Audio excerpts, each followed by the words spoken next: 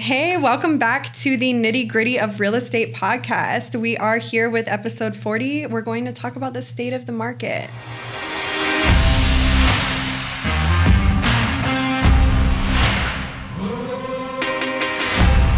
Hey guys, welcome back. I'm here with Tom. We're going to switch things up a little bit today, and I'm putting him in the hot seat. Oh, it's hot here. It's hot here in Arizona. And I'm not talking about the temperature.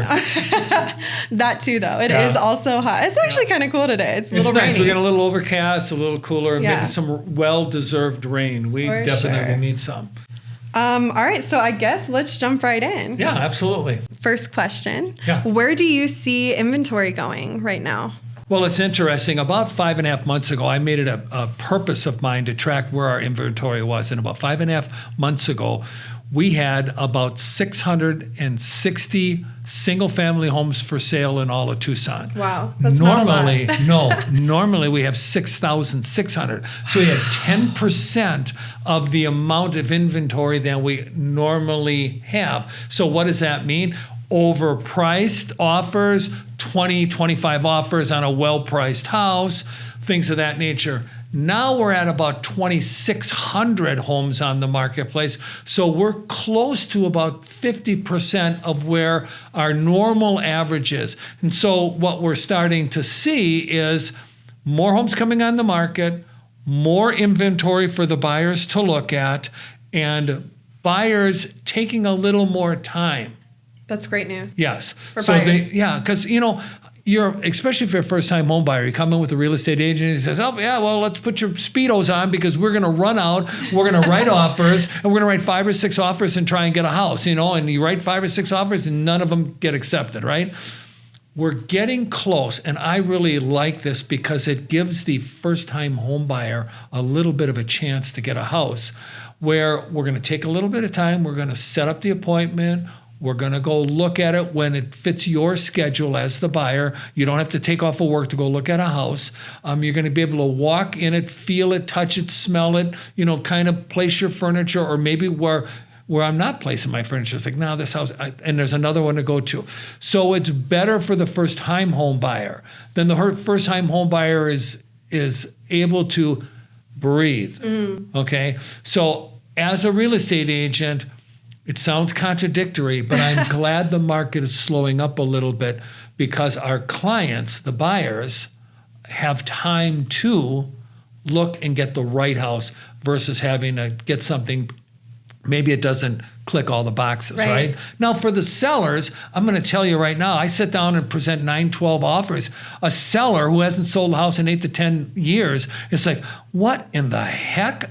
This is crazy. Their brains are frying. You see smoke coming out of their ears. Women that didn't have perms by the end of the night have a perm. They're just freaked out. Yeah. And I think sellers, if they had their druthers, would rather look at 1 or 2 offers that are great and say, let's take this one. So as a realtor, do you present or make your recommendation when you're presenting 12 offers? Like, do you maybe take the top 10 and say, or the top 5 and say, here's my recommended top 5.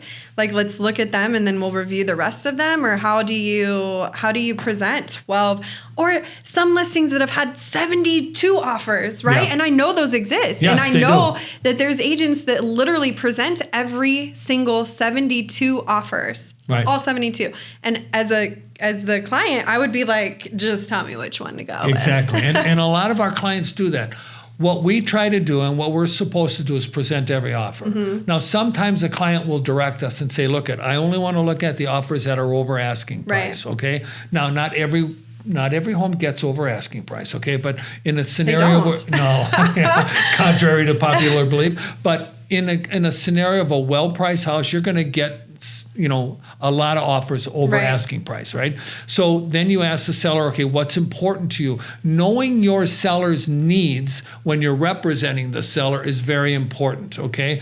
Also, when you represent the buyer, you want to know to the buyer, I mean, realistically, if you wrote an offer and you missed it by $1,000, would you be upset, Mr. Buyer? Well, yeah. Would you have gone over? Yeah, okay, why don't we go up, another $1,000, right? contingency And then you keep Yeah. doing that. You walk them up until they make their best possible offer. Right. Because in this, during this period of time, you should really be putting forth your best offer when there are competing offers. Okay. So to answer your question, I try and present every offer, but when we have too many offers and some of them are below asking price, the seller says, "Don't show me those right now. I just want to see these." But we have to be directed by the seller. Right. So it's great to have, as I said before, the relationship with the seller, knowing what they want. Or a seller that knows what they want. Yes, That's exactly. hard when they don't. And when you're interviewing to work with the seller, these are questions you should be asking in today's market. What do you want? Yeah. Exactly. What is most important to you? Yeah, and it may not be money. Mm-hmm. It may be I need to rent back for 4 months because I'm building a house, and it's not going to be done because they're delayed. They promised me in September, but it's not getting done to the end of November because the stucco guys couldn't come, or there's 12 weeks for the windows to be done. You sound like you're talking from experience. That's another broadcast.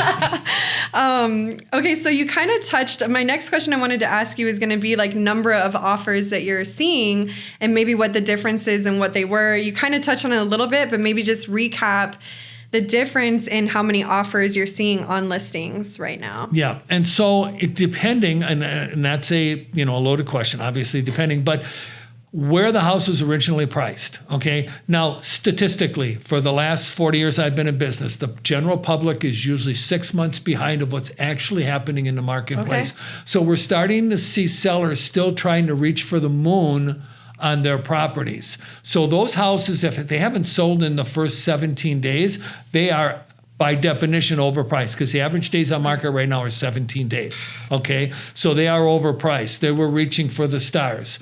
I try never to pick the sale price. I present these are what's sold in the area. Mr. and Mrs. Seller, what would you like to sell your house for? It's not really for me to pick the price. It's more my sellers deciding what they want to accept. You give them the information to make an educated decision. Exactly. Just like the buyers. I don't tell the buyers what to write. It's not my job to do that, because then I own it, and it's not my job. I want them to own whatever they're at. So if they miss it by $1,000, they missed it by $1,000. If they overpaid by $1,000 because the next offer was $1,000 less, at least they got their house. They got their house. That's what I say, right? Yeah. So we're starting to see where we were getting 10 to 15 offers on houses, now we're getting 3 to 5 offers. Wow. Yeah. See, we're seeing more, as I talked to you before, about the inventory on the market, 2,600 homes. We're going to eventually get back to the 66 on average, 100 homes for sale on the market. We'll get back to the 2 to 3 months worth of time on the market, but that's going to take a little bit of more time. So if you're thinking about selling your home or you're thinking about buying your home, it's not as crazy out there as it used to be. So what do you think, what affects that? Like, because I was thinking that maybe it had something to do with summer, with people moving during the summer, with school not being in session, taking advantage of, the kids not being in school, whatever, if you're going to move. So, but now it's like school's starting for some areas, for some school districts, and have already started and is now starting for others.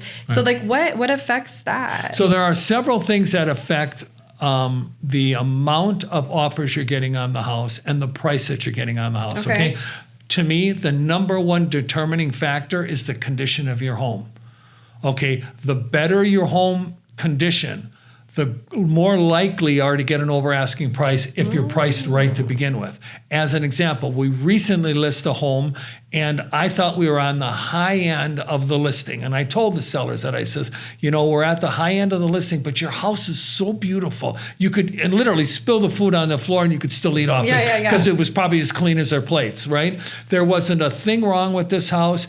We had 7 offers. It ended up selling for about 12% over the list price. Wow. Okay.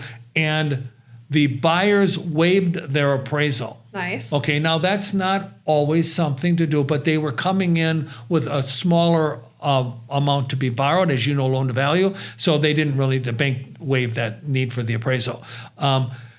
Same type of house, in a different area, not as good. Yeah. The appraisal waiver, because they're not really waiving the appraisal. They're waiving the contingency for appraising at value. Correct. And I think that's something that not everybody understands. So I just figured I'd interject and plug on that real quick. Because sometimes we use nomenclature that the general public doesn't and I'd understand. say most agents, most contracts that I'm seeing where the appraisal is waived, there is a cap to what they're willing to waive it up to. So like up to a $5,000 difference in the appraised value and purchase price. We still get some of those, but this was, in this sense, it was a total waiver of the appraisal. So they wanted that house no matter what. They wanted it because it was perfect, you know? And unfortunately, there was 9 people that were over asking price that didn't get the house, right? But it was because the house was in such great condition. Clean, everything was taken care of ahead of time. There was another home, similar, same square footage in that sold for, I think, 11% less than ours sold for. Wow. The same square footage. So what does an appraiser do? How does an appraiser do that, right? What I'm trying to share with you is the answer to your question that when the house is in great condition, you can expect a very quick sale on your house. If you're trying to sell a pig that's dressed up with lipstick on it, ain't happening anymore. It was when we only had, let's say, 660 homes, but now that we have almost 4 times as many homes on the market, which is still half of what we should have. Still half of what we should have. It's starting to slow down. So that's currently what's happening in the marketplace from the real estate side of it. I like it. So let's switch the tables here. Okay, and here we go. let me ask you a couple questions. So you can be the guru of answers. So Sienna, we all heard that you guys were bombarded with refis, right? Where are we in that state, and how is that affecting, let's say, the time for appraisals and your response time from the underwriters to the what I'm going to call a conventional buyer? Right. Yeah. Okay. So I think refis have slowed down quite a bit.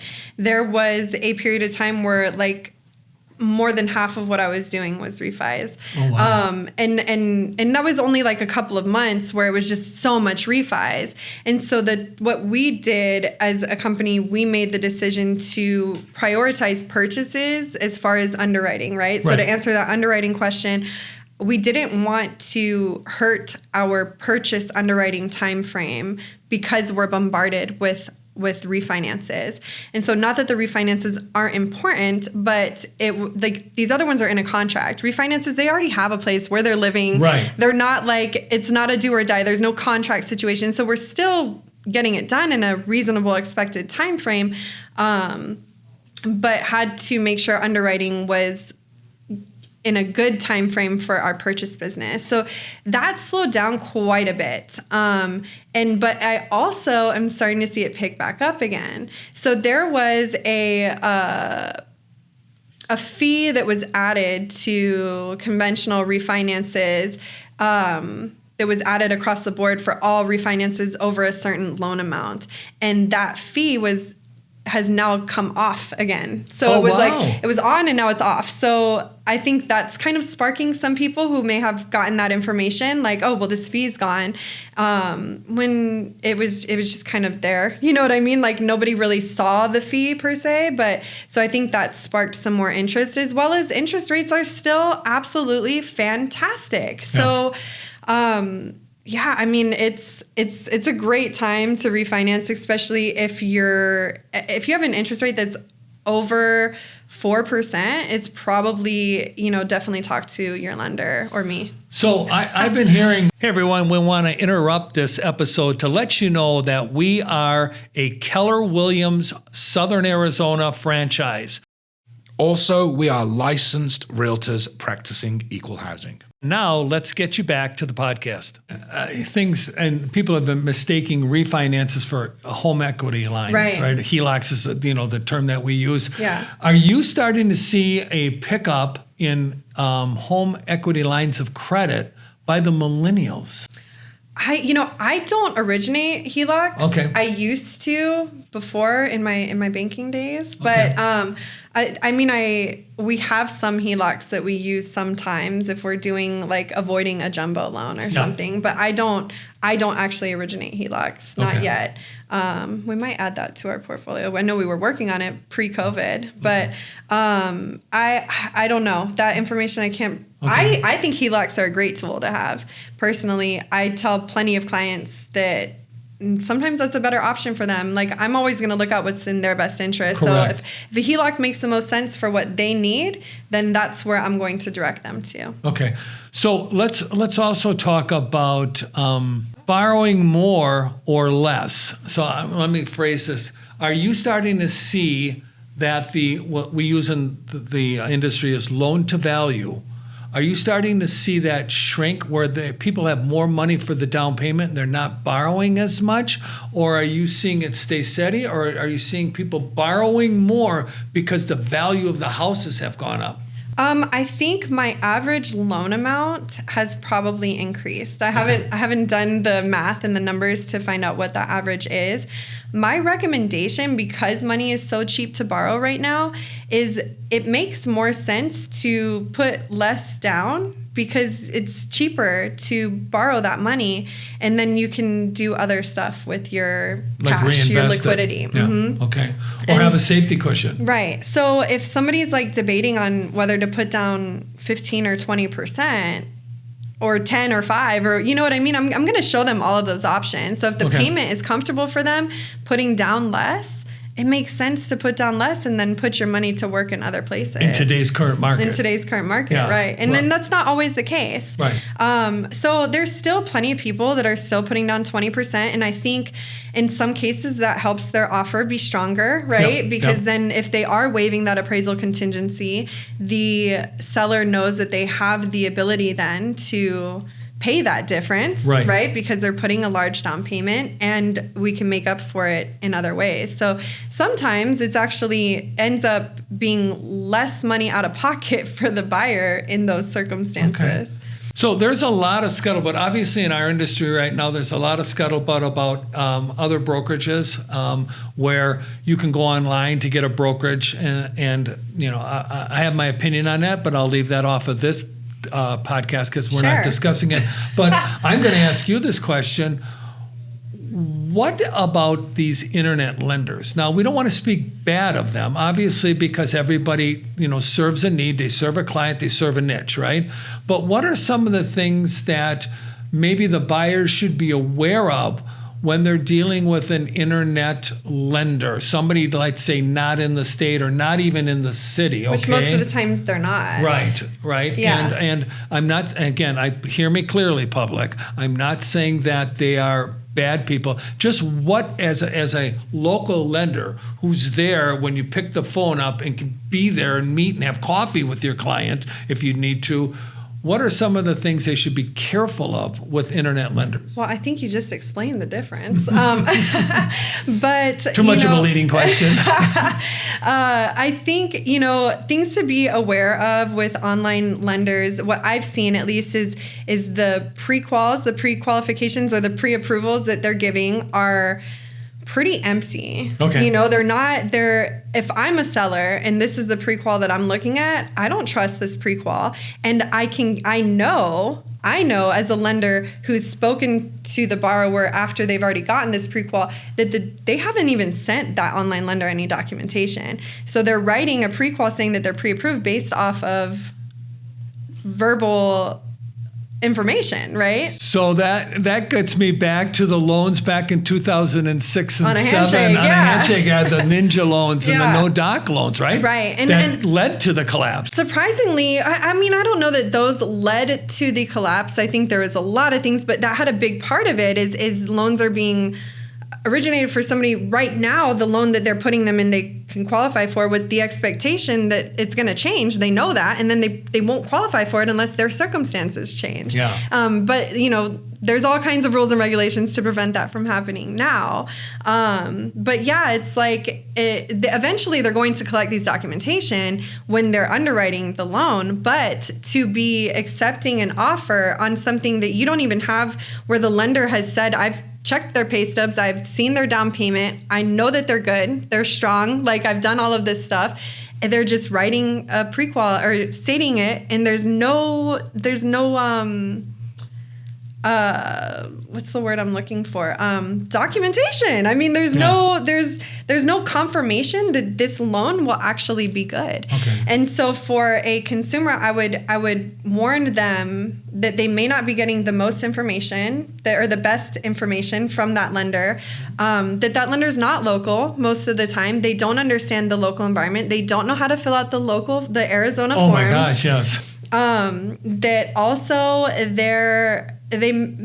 I find it to be a bit misleading when I'm looking at the rates that they're quoting them, and then I don't think that it actually comes to fruition. Okay. But it's frustrating, it's challenging for a local lender to be competing with an online lender, because really what sets us apart is the service that you're going to receive. They may be flaunting a slightly better interest rate, but is it worth it? Like, is it worth it to be curious whether your loan's going to close? To know whether they're going to get the people out there? Ultimately, if the best rate is 100% the only thing you're concerned about, then maybe you need to go with an online lender. Right. But most of the time, it's not going to be worth it. It's like anything that's discounted like that, is it really worth it? Probably not. So mama used to tell me you get what you paid for. For sure, 100%. One of the things I used to say is, if you're okay with using the brain surgeon who finished in the bottom 1/3 of the class, don't complain about the stutter you have when he's done, right? Yeah. Exactly. Or she's done. Yeah, right. Okay. Exactly. Or like plastic surgery. Like, are you going to go to the cheapest plastic surgeon you can find? No. Probably not. As you can see, I haven't. Probably not. Like, that's serious. You want to, it's a big investment, right? Yeah. And for it to be a happy experience, it's already stressful. It's the biggest purchase most people are ever going to make.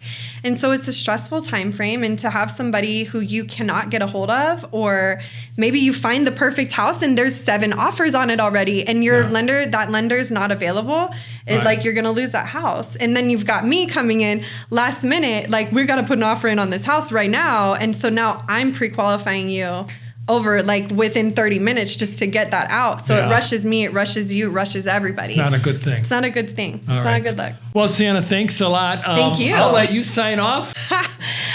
So we're signing off. Thanks for listening to today's podcast. And this was fun being the interviewer instead of the interviewee. But we will see you next time. Hey, thank you for listening and watching the Nitty Gritty podcast here with the Tom J. Krieger team. If you are thinking about buying a home, selling a home, or even investing in real estate, please reach out to us.